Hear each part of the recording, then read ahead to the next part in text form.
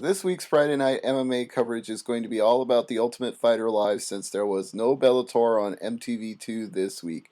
Tune in for Bellator 67 next week. We open the show with a recap of the John Coper versus Vink Pichel fight. Cruz says Cecilia is ready to go this week, but Faber says that Saunders is going to win the fight. After the opening video, Pichel is ecstatic that he, quote, climbed Mount Everest. He also says he proved he's here for a fight, and nobody on this show is going to be able to walk through him. Cruz says it's the only time you'll ever hear him say, cheers to hell. Cofer is very emotional about the loss. Next we go to the Team Cruz training session, and who should show up but Ronda Rousey. Cruz talks about how she's an Olympic medalist and a 135-pound champion in Strikeforce. She's there to show Cruz's team some of her judo techniques. Rousey says she's honored to be there as the first woman to ever guest coach on The Ultimate Fighter. Tickle says he got thrown so hard by her that she nearly broke his ribs. Jeremy Larson says she's, quote, pretty incredible. Vic says that her technique is flawless regardless of the size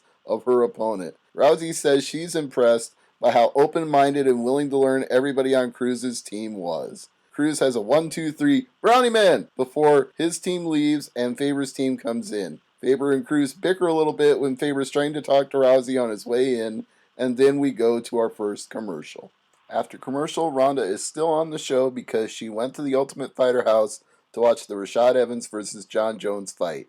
She says she feels like the GOAT in Jurassic Park. The guys are so nervous around her that nobody wants to sit next to her or really say much of anything to her. Faber admits the guys were nervous because there had never been a girl in the Tough House before, and none of them knew how to act. Saunders says his nickname in school was the SoCal Kid because he was such a big fan of Uriah Faber. Faber works hard with him at practice and tries to get him to, quote, not put me on a pedestal and actually spar with him. After that, another commercial break. Chris Tickle and Darren Cruikshank talk about playing pranks in the house because they're there for so many weeks that there really isn't anything else for them to do. Meanwhile, we go to Chris Saunders outside, who's talking about growing up poor, not having a family, going through multiple foster homes, and having to see things that no other kid should. He says it made him mentally strong and tough, and MMA gave him something in his life to focus on that he would never quit on and would never quit on him. Cecilia talks about being from Spokane, Washington, and fighting out of Sikh Jitsu, and how he decided to turn pro a year ago and had 11 fights in his first year. Cruz says the key is making Saunders fight their style of fight, and Cecilia says he intends to throw punches with bad intentions and, quote, leave his opponent leaking. After commercial, Faber and his team decide to prank Team Cruz by emptying out the UFC gym and putting all of the equipment in the Team Cruz locker room. They get down to their underwear and do a really intense 40-minute workout, sweating and making it stink everywhere. Faber says from this day forward, Cruz will always have a little bit of him in his life, including a little of his body odor. It's weigh-in time. Sam Cecilia goes to the scale first. James Vick calls him a game-time fighter. Cecilia is 155 even. Next up is Chris Saunders, and Andy Ogle says he's a little pit bull. Saunders and his pink mohawk are 155. Theo Rossi from Sons of Anarchy is hanging out with Dana White for the live fight, the 7th of the season.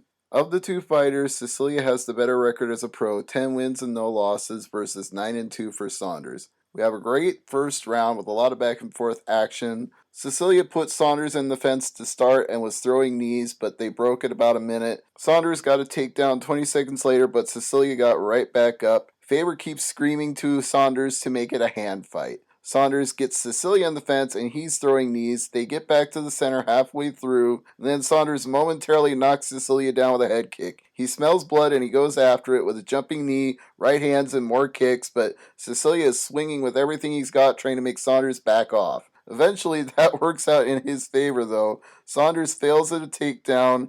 They break with 50 seconds left, and Cecilia catches him with a few shots. Cecilia is throwing nasty rights with bad intentions right up to the end of the round. The next 5 minutes is just a straight-up slugfest with both guys pounding on each other and bloodying each other's faces up. And John Anik seems to think it's going to go to a decision when we come back from commercial. I'm not so sure about that. We may get a sudden victory round.